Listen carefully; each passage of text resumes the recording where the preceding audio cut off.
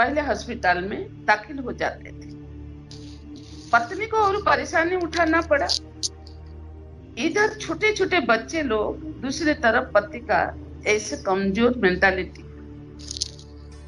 पत्नी के लिए बहुत कठिन परिस्थिति उठाना पड़ा।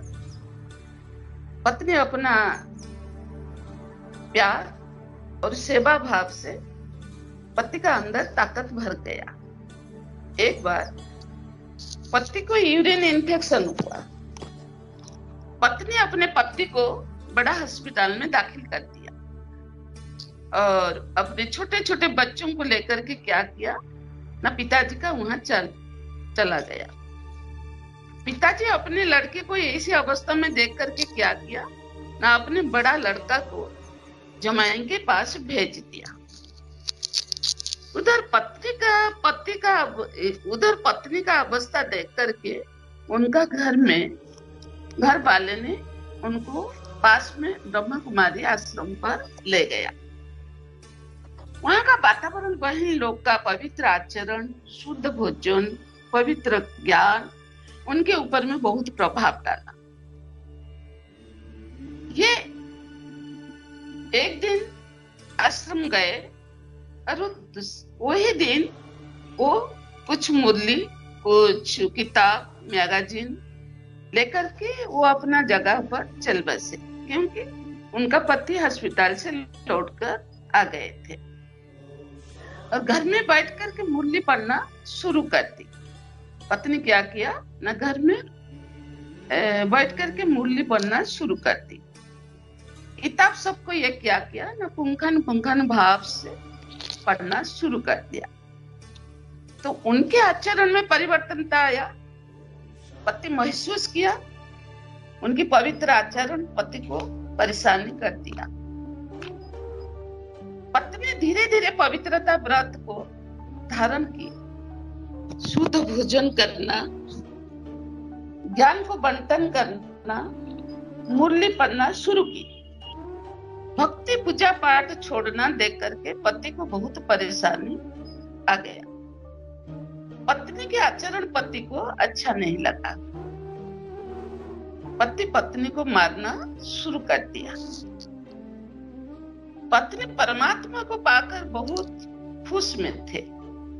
पवित्र आचरण से, शुद्ध भोजन से पति अच्छा रहेगा, मानसिक स्थिति अच्छा होगा सोच करके पत्नी भोली भाली अपना पुरुषार्थ मार्ग में कदम उठाया। लेकिन पति बहुत खाने वाले थे, भिखारी होने के कारण उनको ये सब अच्छा नहीं लगा। ये पत्नी को उसी से हटाने के लिए बहुत कोशिश किया, लेकिन पत्नी अपना पति को बहुत प्यार करती थी। उनका जान के लिए ये प्रभु का शरण ले लिया और क्या किया ना, अपने पति को परमात्मा को समर्पण कर दी, अपने बच्चों को परमात्मा को समर्पण कर दिया और परमात्मा का सेवा में लग पड़ी। परमात्मा का हर डायरेक्शन को अमल में ला करके क्या किया ना, पुरुषार्थ मार्ग में आगे बढ़ा। कितना बाधा विघ्न आने से भी वे क्या किया, रुके नहीं, थके नहीं, झुके नहीं, अपने मार्ग में दृढ़ता से आगे बढ़े। पत्नी को ब्रह्मा कुमारी संस्था का लक्ष्य क्या है मालूम नहीं था, लेकिन उनको पवित्रता अच्छा लगने के कारण और अपने पति को सुस्त सबल निरोगी रखने के लिए इतना बड़ा कदम उठाना पड़ा। क्योंकि पवित्रता से क्या लाभ है, क्या क्षति है, ये सब पत्नी को मालूम हो गया। इसलिए सोची, मैं ही मेरी पति का बीमार का कारण हूँ। मैं पवित्र रहूंगी तो मेरी पति क्या होगा ना, सुस्त हो जाएगी। कारण पत्नी उनकी जान था। ये पति के लिए कुछ भी करने के लिए चाहती थी। भक्ति मार्ग में अपने पति के लिए कितना पूजा पाठ, तप, जप, यज्ञ, दान, पुण्य, तीर्थ आदि की थी, लेकिन उसका पति का कोई परिवर्तन नहीं हुआ। ज्ञान मार्ग में आने के बाद पति का गुस्सा बढ़ गया। ये अपनी स्त्री पर अत्याचार करने लगी। स्त्री अपने स्वामी के लिए ये कदम उठाया जितना विश्वास दिलाने से भी उनका पति सुनने के लिए चाहते नहीं था। ये गुस्सा से लाल हो जाते थे। दिन प्रतिदिन पति का संशय पत्नी प्रति बढ़ गया। ये सोचा शायद ये मुझे छोड़ दूसरे को प्यार करती है, लेकिन पति अत्याचार करते करते थक गया। स्त्री का कोई परिवर्तन नहीं देख करके परेशानी होकर अपने गांव में चला गया। बिना बोल करके पत्नी को बिना बोल करके अपने गांव में चला गया। इधर पत्नी परेशानी होकर अपने बच्चों को छोड़कर कहां जाएंगे, उनको कुछ समझ में नहीं आया। पति अपने पत्नी को कभी अच्छा कपड़ा पहनने के लिए नहीं देते थे, शायद किसका नजर लग जाएगा।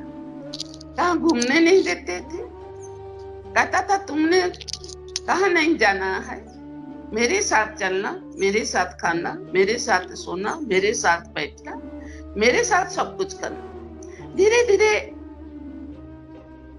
पत्नी अपने को स्वामी का बंधन प्यार से मुक्त करने के लिए बहुत कोशिश की। न्यारा प्यारा रहने के लिए पुरुषार्थ किया।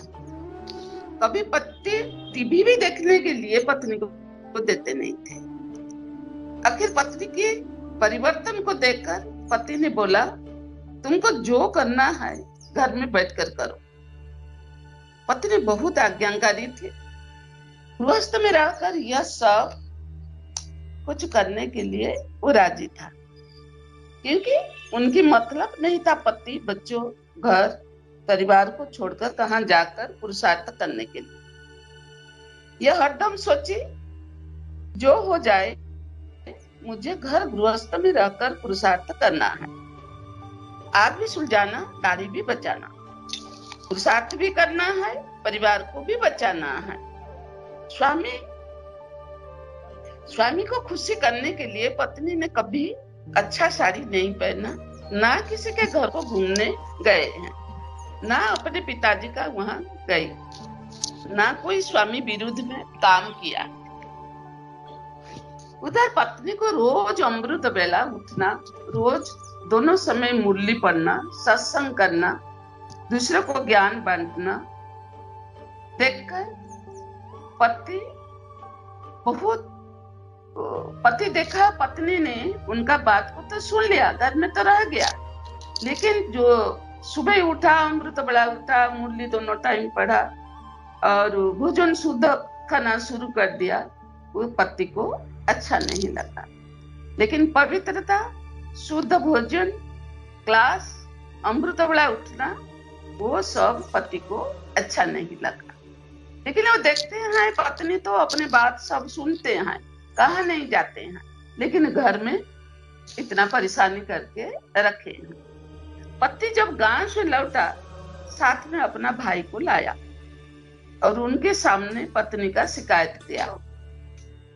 तो पति का भाई बड़ा होने के कारण पत्नी का भुआसुर होंगे कारण पत्नी कभी अपने आमने सामने भुआसुर के साथ बातचीत भी नहीं किए थे। लेकिन वही दिन पति पत्नी को अपने भाई के सामने लेकर खड़ा कर और क्या क्या शिकायत किया है। पत्नी कभी अपने के लिए एक भी साड़ी खरीदा या नहीं था। एक बार 100 देकर एक साड़ी खरीद किया था। पति अपने भाई के पास कहा, ये मेरे पूछे बिना साड़ी खरीद कर लिया। मैं कभी अरुआ चावल का भात नहीं खाते थे, ये मेरे को अरुआ चावल डेली खिलाते हैं। और रात को देर में बर्तन साफ करके सोने आते हैं। सुबह जल्दी 3 बजे उठ जाता है। सुबह शाम दूसरे के साथ ये बैठ करके ज्ञान चर्चा करते हैं। ये सब मेरे को अच्छा नहीं लगता है। आखिर भाई सब सुन करके क्या कहेंगे? बोले, ये तो पागल है। पागल शब्द सुनकर के पत्नी का आंख से आंसू आ गया है, क्योंकि अपने पति को कितना प्यार करती थी। उनको बचाने के